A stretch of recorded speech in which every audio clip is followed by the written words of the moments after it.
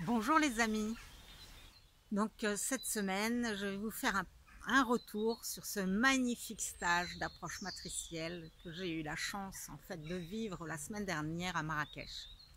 Nous étions 160 personnes à œuvrer dans l'union consciente, conduit par notre cher ami et mentor, le professeur Aziz El Amrani Joutet, qui a créé ce qu'il a appelé l'approche matricielle et qui nous transmet à la fois une vision philosophique de notre incarnation et surtout des sons de guérison très puissants qui nous permettent de peu à peu reconnecter notre nature véritable. Notre nature véritable qui est de faire le pont sans arrêt entre notre nature non manifestée et notre nature manifestée.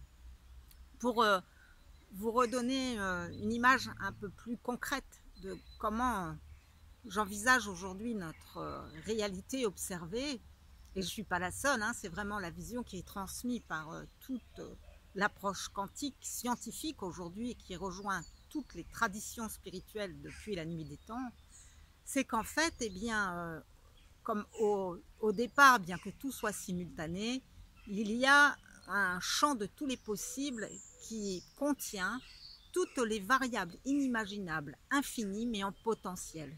Et moi, j'aime bien dire qu'on peut l'imaginer comme une mer d'huile, une immense mer d'huile. Et puis, sous l'effet d'un observateur, il commence à y avoir des remous dans cette mer d'huile. Il commence à y avoir des vagues. Et c'est ce qu'on appelle de l'énergie. De l'énergie, c'est ce qui donc et peut être également considéré comme la fréquence électromagnétique. Ça commence à bouger, à se mouvoir. Et nous, l'énergie que nous émettons, c'est par nos pensées et par nos émotions qui sont notre batterie énergétique. Et puis, nos formes pensées, les vibrations de nos émotions que nous émettons associées donc à nos croyances profondes, même si elles sont le plus souvent inconscientes, vont se matérialiser sous une forme que nous appelons la matière. Et cette matière, on peut l'imaginer comme une goutte d'eau qui s'est séparée de la vague. Donc, la partie non manifestée de nous, c'est cette mer d'huile et elle descend entre guillemets sous forme d'énergie avant de se condenser sous forme matière. Et elle remonte sous forme d'énergie et sous forme non manifestée. Et en fait, à chaque instant de notre vie, mais à une fréquence infiniment rapide, puisque c'est de l'ordre de 10 puissance, je ne sais plus, 42 secondes, je crois, mais je vous dirai des bêtises, mais c'est beaucoup de zéros après la virgule.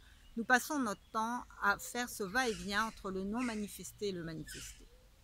Et quand on ne s'intéresse qu'à l'aspect matière de notre vie, nous avons accès qu'à la puissance d'une goutte d'eau.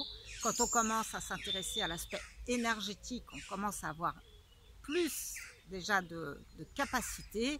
Et quand on commence à développer cette qualité de communion avec ce champ de conscience pure que l'on contacte par le silence de reliance, notre vie change pour le mieux de tous.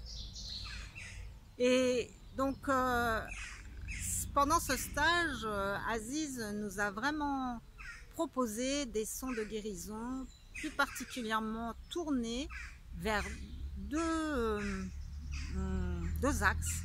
Le premier qui était la réconciliation entre notre partie masculine et notre partie féminine, entre notre partie qui est plus émettrice, plus dans l'action, plus dans le faire, et la partie qui est plus dans la réceptivité, dans le lâcher prise et dans l'accueil.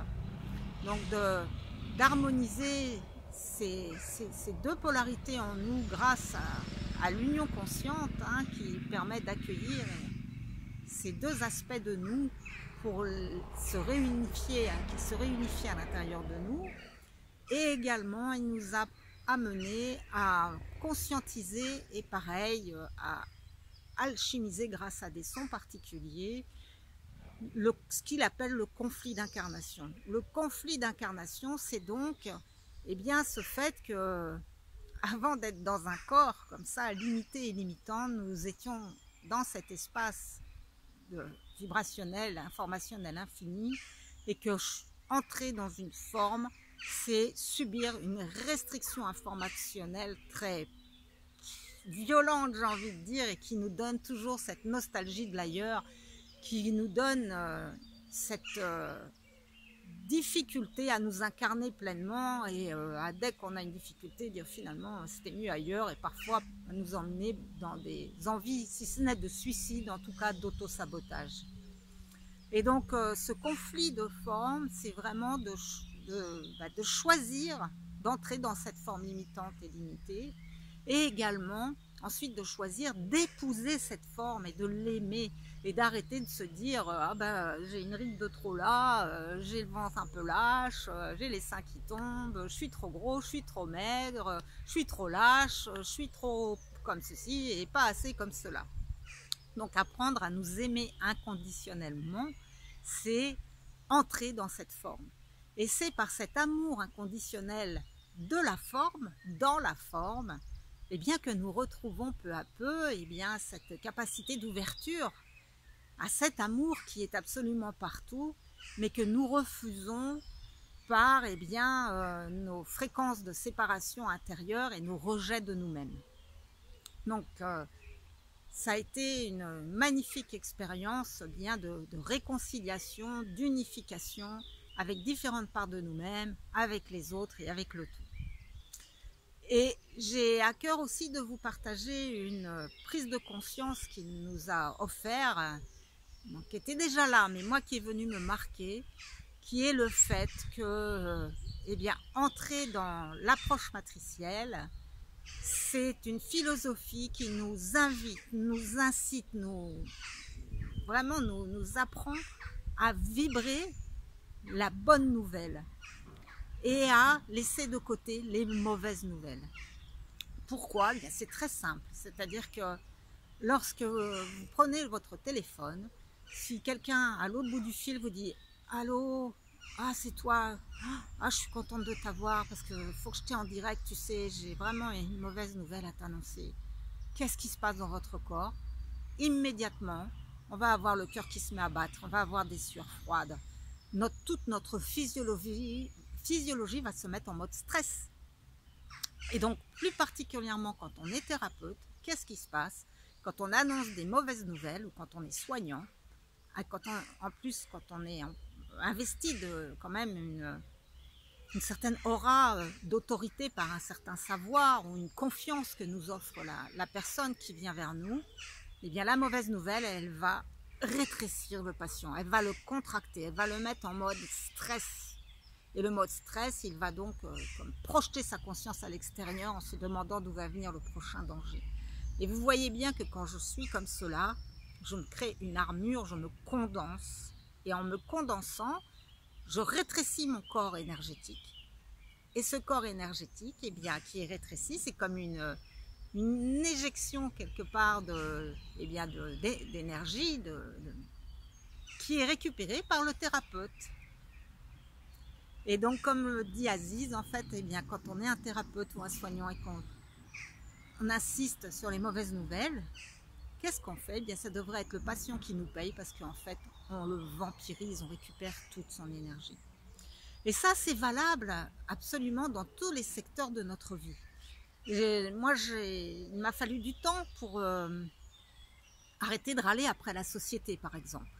Parce qu'à chaque fois que je râle, que ce soit que je râle ou que je critique ou que je vais vers des mauvaises nouvelles, je me rétrécis.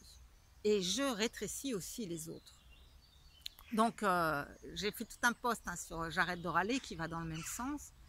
Mais avoir cette conscience, en fait, que à chaque fois qu'on choisit le pessimisme, à chaque fois que l'on choisit la critique, à chaque fois que l'on choisit de dénigrer, que ce soit nous-mêmes ou les autres, on se rapetisse et on perd notre puissance et notre intégrité.